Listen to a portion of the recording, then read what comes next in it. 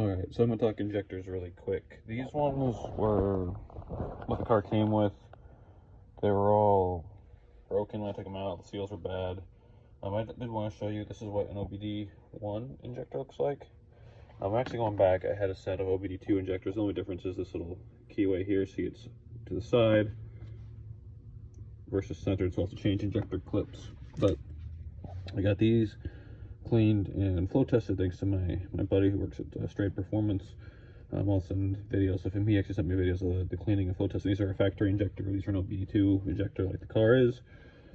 And it's really easy to get these seal kits with them too. This new seal on the bottom here, I already have those installed. These little spacer seals, you just slip on there. And then new O-rings. These ones are green, and they're pretty easy, and these just pop right into place. So again, just a simple thing to do. It's pretty easy to do, but it'll make the car run good. It doesn't need bigger injectors on this car. It's just a stock NA, a B16. These are good for plenty of more power than this will put out. So I wanted to show that.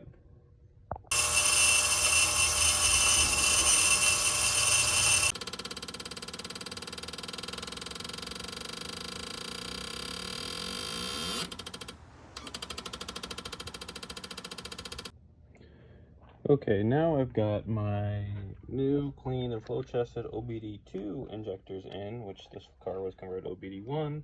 And instead of actually like plugging an adapter into an adapter, I'm actually just going to clean up, connect these, and just make it look like a nice clean factory install.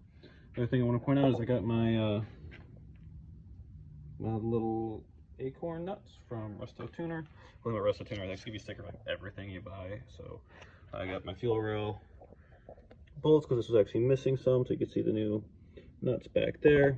And then I got the proper OEM spacers. So got the spacers in for the injectors. They sit in nice. You can see the injectors, they should just move just a little bit like that. It'll be firm.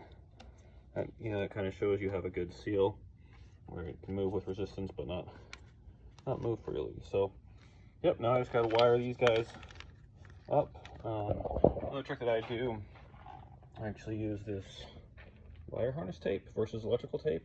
It's an anti-chafing tape. It's got a different texture to it, and it looks a lot cleaner than electrical tape. So I'm just gonna do that for you, and I'll show you what it looks like.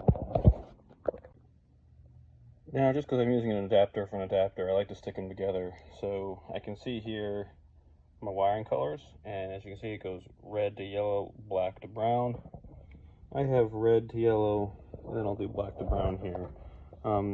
Most important thing, if you want to use crimp connectors, a lot of people don't like these. Good set of crimpers. This is a good set of crimpers. You want to crimp something like this. You don't want to crimp with something like this or your typical cheap tool. Get a really good solid crimper, then you'll get a nice solid firm crimp. Alright, so I'm going to crimp these on, then I'm going to use a heat shrink connector, and I'll show you what it looks like when you heat shrink it.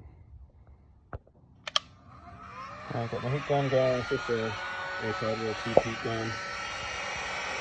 Let's see, it's pretty simple. Don't move around. If you're going too much, it will burn. Once you get it hot enough, it will start shrinking. These have glue in them. Glue will melt. And then you have a seal production. Of course, you don't really see a good where they actually print that, but that's okay. So, and then sealing up here, and I'll show you tape them up, and we'll go from there.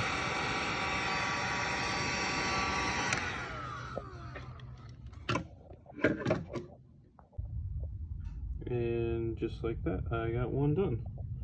Which again, I won't be able to start it up. I don't have the car in a state where we can run it when we're done here, but so I do the other three, but there's not much really else to show there.